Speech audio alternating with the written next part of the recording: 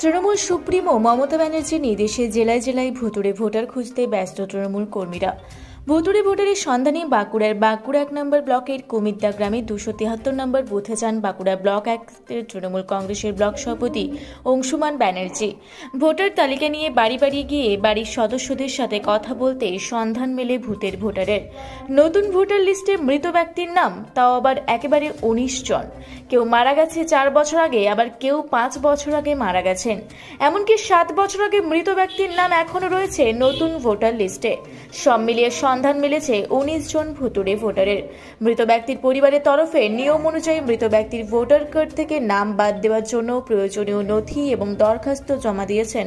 তা সত্ত্বেও মৃত ব্যক্তিদের নাম থেকে গেছে ভোটার তালিকায়। তৃণমূলের তরফে বিষয়টি ঊর্ধ্বতন কর্তৃপক্ষকে জানানো বললেও বিরোধী দল বিজেপি অভিযোগের আঙুল রাজ্য সরকার দেখিয়ে তুলেছেন।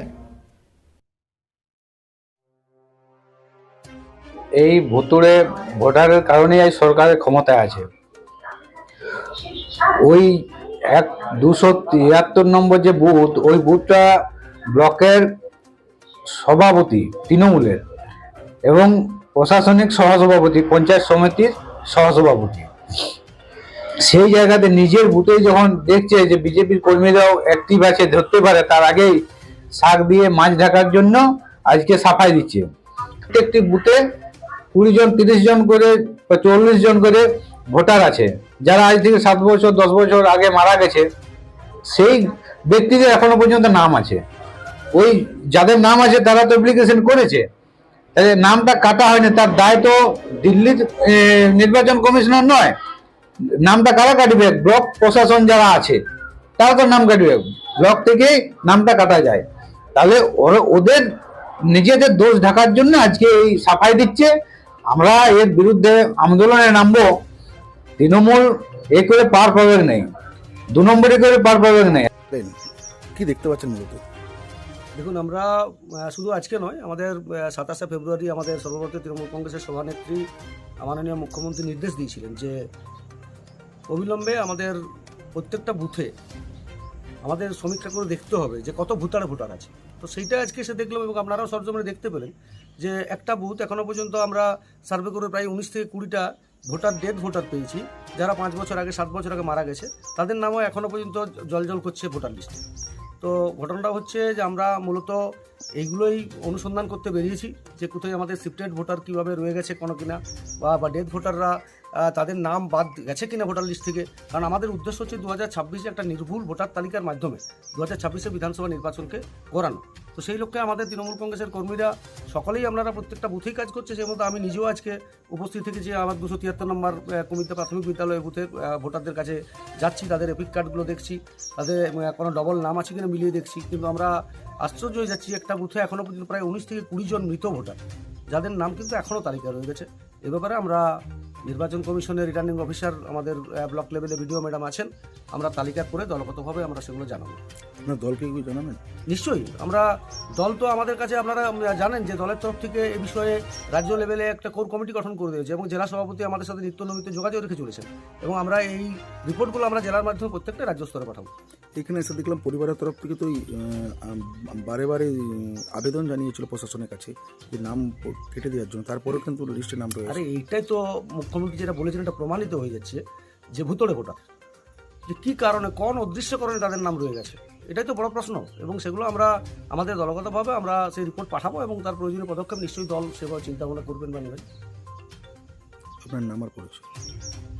অংশুমান ব্যানার্জি, সভাপতি, বাঁকুড়া 1 ব্লক তৃণমূল কংগ্রেস। কি ঘটেছে? আপনার স্ত্রী কতদিন আগে মারা গেছে? এই শনিবার দিন ভর্তি করছে, এবার মারা গেছে 3 বছর। তারপর সেদিনে সেই সংকটটা নিয়ে তারপর কি হয়েছে? হ্যাঁ, তারপরে শুনেছি হাসপাতালে একদিন থেকে যায়, তারপর দিন মারা গেল। 3 বছর হয়ে গেছে। হ্যাঁ। আপনি আবেদন করেছিলেন বন্ধ করার জন্য রেশন কার্ড, ভোটার কার্ড?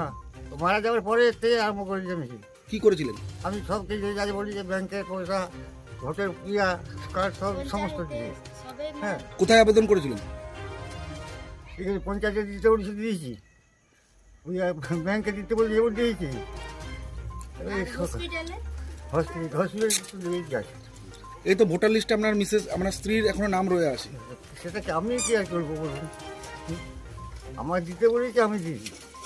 আপনি বন্ধ করার জন্য আবেদন করেছিলেন, হ্যাঁ, কিন্তু বন্ধ হয়নি। বন্ধ না করলে আমি কি বলবো? আমি বললাম মারা গেছে, আমার এইসব চাইনি, আমার ভোটার ডক্টর দিলেন। হ্যাঁ, ভোটার দিয়েছি, আধার কার্ড দিয়েছি, সব কিছু দিয়েছি, বুঝলেন? ব্যাংকের ম্যানেজার বলছে বই যাওয়ার তো পরেও তো 5,000 টাকা পাবেন আপনি, আর ওই আমার দরকার নেই। হ্যাঁ, এখন কি অবাক লাগছে? হ্যাঁ, হ্যাঁ, অবাক লাগছে? খবর লাগছে নাকি? কি চাইছেন আপনি এখন?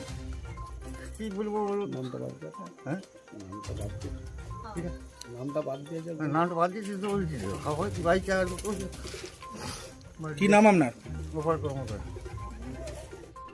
বাঁকুড়া থেকে মানিক কর্মকারের রিপোর্ট, রূপসী বাংলা মিডিয়া। পুরুলিয়া শহরে এখন স্বল্প খরচে উন্নত ও অত্যাধুনিক চিকিৎসা পরিষেবা বর্দান হসপিটালে।